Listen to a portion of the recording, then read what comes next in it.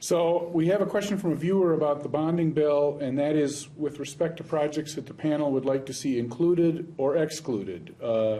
Are there specific projects that you think are worthy or specific projects you'd like to see not included? Senator Eakin, any thoughts on that? Well, on the bonding bill, I've already mentioned that my top priority is flood mitigation and trying to finish up the flood mitigation projects that are getting close to being done.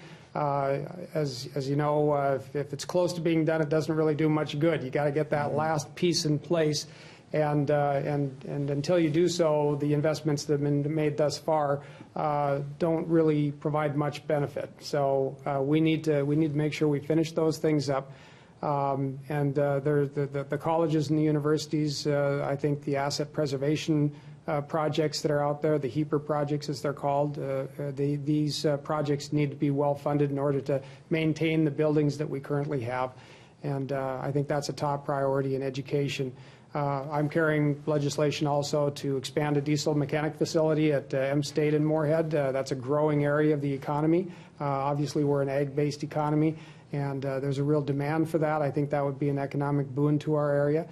So there's a lot of very worthy projects out there. And as I already said, unfortunately, we only have so much money that we can appropriate. So we may end up leaving some worthy projects on the table just because there's not enough money to accommodate all of those worthy projects that are out there. And just one last thing on the bonding bill generally. There are many economists around the country who really view us as underutilizing that tool, that this is a tool that is underutilized in Minnesota. Other states use their bonding tool much more aggressively than we have. We're actually among the lower in the nation when it comes to how much we bond.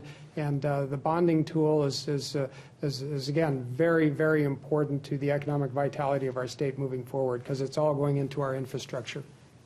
Well, a project I've been watching closely down near Cannon Falls is the Billsby Dam that needed some work, and actually there was a provision in the bonding bill a couple of years ago, and they need a little bit more money to take care of that project. I think that's important. I agree with Kent that we need to maintain our infrastructure, our buildings. You know, we're much better off taking care of them along the way and maintaining them just like you would your house so that you don't have problems that result from not maintaining. And again, back to this transportation piece, roads and bridges. The projects I don't like to see in there are convention centers, you know, projects that are aimed at a specific legislative district. And gee, it's just incredible how generally, if you look at where those are done, there's a vulnerable legislator there that, you know, is trying to get their pork to get reelected. And I think that's the kind of thing that the public looks at and just shakes their head. So for me, it's that infrastructure piece. It's doing legitimate projects and then staying away from the pork projects.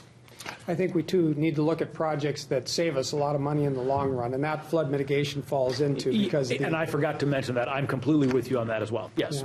Yeah. Thank you.